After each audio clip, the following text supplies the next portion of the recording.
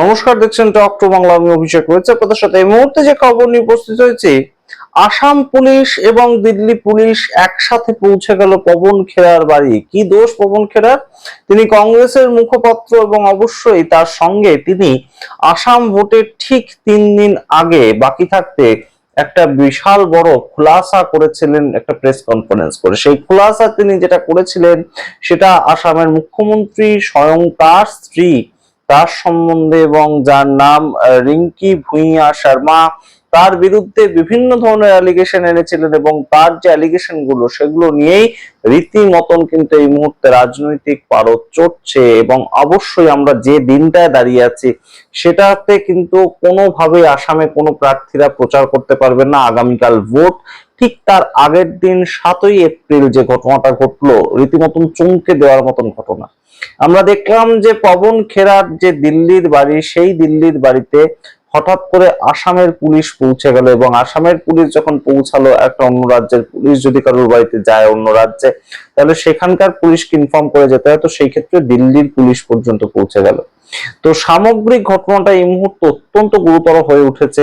ভোটের ঠিক 3 দিন আগে যেভাবে একটা প্রেস কনফারেন্স সামনে এলো এবং যেখানে এই রিঙ্কি ভুঁইয়া শর্মা, তার বিরুদ্ধে 3টে দেশের পাসপোর্ট একত্রিত ভাবে রাখার অভিযোগ, এবং তার সঙ্গে দুবাইতে 2টো সম্পত্তি এবং আমেরিকাতে 52,000 কোটি টাকার সম্পত্তি, এই ধরনের একটা তার বিরুদ্ধে অভিযোগ আনলেন, হেমন্ত বিশ্ব শর্মার বিরুদ্ধে অভিযোগ আনলেন পবন খেরা, সেটা কিন্তু খুব গুরুতর একটা জায়গা নিয়েছে। তার কারণ তার জায়গা থেকে একটা প্রশ্ন নতুন ভাবে কিন্তু উত্থাপিত হচ্ছে যে এই মুহূর্তে যেভাবে আসামের পুলিশ চলে গেল দিল্লিতে পবন খেরার বাড়িতে, সেটা কিভাবে ঘটতে পারে? তাহলে কি সম্পূর্ণ ইলেকশন কমিশন তারা সম্পূর্ণভাবে বিজেপির দ্বারা কন্ট্রোলড? এই প্রশ্নটা উঠছে। তার কারণ এখন মডেল কোড অফ কন্ডাক্ট অর্থাৎ এমসিসি চালু রয়েছে, এবং মডেল কোড অফ কন্ডাক্ট চালু থাকা অবস্থায় কিভাবে আসামের পুলিশ ইলেকশন কমিশনের নির্দেশ ছাড়া তারা দিল্লিতে পবন খেরার বাড়িতে চলে গেল? এই প্রশ্নটা এই মুহূর্তে উঠবে, কারণ রাজ্য সরকারের মুখ্যমন্ত্রীর হাতে এই মুহূর্তে আর পুলিশের কোনো ধরনের কন্ট্রোল থাকার কথা নয়। তাহলে সেই ক্ষেত্রে কিভাবে এই ঘটনাটা ঘটলো? তাহলে কি সরাসরি বিজেপির দ্বারাই কন্ট্রোল হচ্ছে ইলেকশন কমিশন? এই প্রশ্নগুলো উঠছে। আপনাদের সম্পূর্ণটা বিস্তারিত ব্যাখ্যা করে বলবো। বিভিন্ন ধরনের প্রশ্ন উঠে আসছে, সেগুলো রাখবো। এবং পবন খেরার বিরুদ্ধে দাঁড়িয়ে কি বলছেন আসামের মুখ্যমন্ত্রী হেমন্ত বিশ্ব শর্মা, তিনি আবারও প্রেস কনফারেন্স করেছেন। অবশ্যই গুরুত্বপূর্ণ কিছু বক্তব্য উঠে এসছে, আপনাদের সাথে রাখবো। তার আগে অবশ্যই টক টু বাংলা ইউটিউব চ্যানেলকে সাবস্ক্রাইব করে দিন। আপনারা জানেন এই মুহূর্তে যে ঘটনাটা ঘটেছিল সেটা অবশ্যই তাৎপর্যপূর্ণ, যে একটা প্রেস কনফারেন্স এবং সেখানে ভোটের ঠিক আগে দাঁড়িয়ে এই ধরনের একটা রীতিমতন মেলাইন করে দেওয়া, একটা সরকারের যে মুখ্যমন্ত্রী তাকে মেলাইন করে দেওয়া, এটা অবশ্যই কিন্তু তাৎপর্যপূর্ণ। তার পরবর্তীতে আমরা সেই খবর আপনাদের সামনে রেখেছিলাম, এবং সঙ্গে সঙ্গেই প্রায় হেমন্ত বিশ্ব শর্মা তিনি সম্পূর্ণ প্রেস কনফারেন্স করে বলেন সম্পূর্ণ ভিত্তিহীন অভিযোগ। এই যে অভিযোগগুলো করা হয়েছে সম্পূর্ণ ভিত্তিহীন অভিযোগ, এগুলোর কোনো আদপের ভিত্তি নেই। পবন খেরা ইচ্ছে মতন যা ইচ্ছা বলে গেছেন।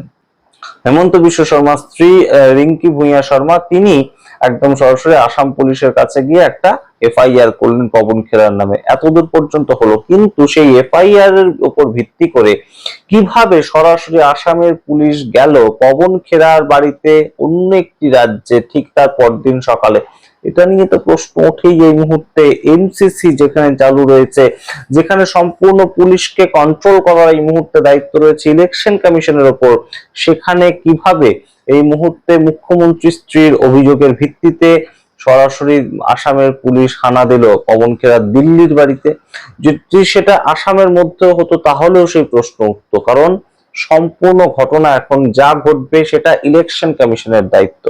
এর সাথেও যে প্রশ্নটা উঠছে আপনাদেরকে জানাবো, কিন্তু তার আগে আপনারা দেখুন এই সামগ্রিক ঘটনা সম্পর্কে হেমন্ত বিশ্ব শর্মা তিনি অত্যন্ত রেগে গিয়ে কি বলছেন। তিনি বলছেন যে खेरा को मैं पेड़ा बनाऊंगी।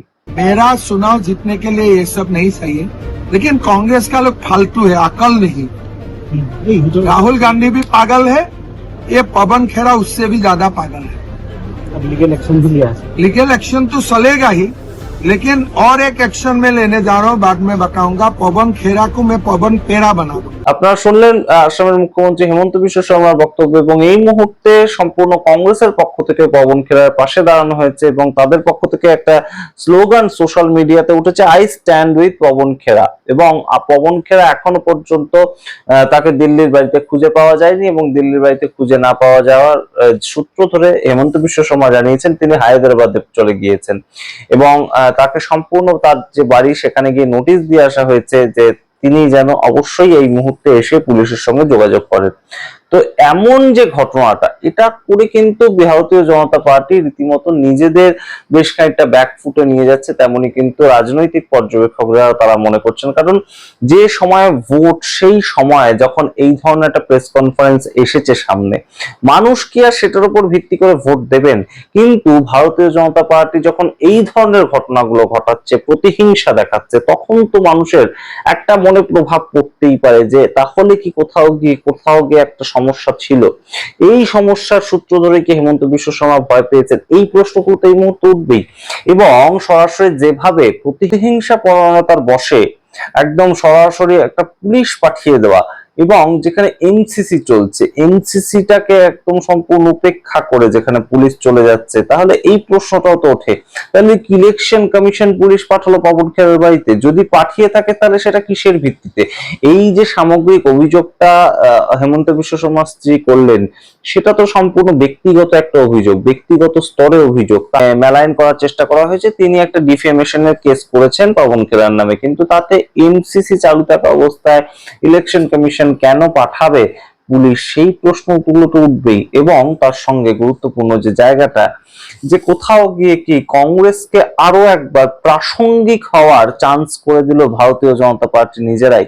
এই সম্পূর্ণ বিষয়টা নিয়ে যদি তারা একদম নিরুত্তাপ থাকতো, তাহলে কি খুব একটা এটা নিয়ে আর নাড়াচাড়া হতো? যেখানে ভোট একদম শিওরে দাঁড়িয়ে আছে, 9 তারিখ ভোট, একটাই দফায় ভোট হবে, ভোটের পরে অন্য কিছু করা যেতে পারতো, কিন্তু ভোটের ঠিক আগের দিন যেখানে পুলিশ পৌঁছে যাচ্ছে বিরোধীদের বাড়িতে, সেখানে গিয়ে সরাসরি এই ধরনের ঘটনাগুলো করা, যেখানে প্রচার করার আর সময় নেই। গতকাল বিকাল 5টা পর্যন্ত প্রচার শেষ হয়ে গিয়েছে আসামে।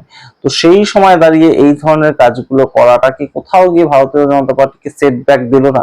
এই প্রশ্ন তো এই মুহূর্তে ওঠে। এবং অবশ্যই কংগ্রেস তাদের যে একটা প্রচার করার মাধ্যম, সেই মাধ্যমে তো তারা শেষ পর্যন্ত এটাকেও প্রচার করতে পেরেছে যে দেখুন পবন খেরা যে কথাগুলো বলেছিলেন সেগুলো ইঞ্চিতে ইঞ্চিতে সত্যি না হলে আজকে পবন খেরার বাড়িতে আসামের পুলিশ যেত না। এইটাও তো তাদের প্রচারের মাধ্যমে উঠে এলো। আপনারা কি মনে করেন? অবশ্যই কমেন্ট বক্সে কমেন্ট করুন। দেখতে থাকুন টক টু বাংলা। অবশ্যই বলুন যে আসামের এই সামগ্রিক যে ঘটনাটা, সেটা কি কোথাও গিয়ে ফলের উপর একটা প্রভাব ফেলতে পারবে? আপনাদের মতামত দেখার অপেক্ষায় রইলাম। দেখতে থাকুন টক টু বাংলা। অবশ্যই টক টু বাংলা ইউটিউব চ্যানেলকে সাবস্ক্রাইব করতে ভুলবেন না।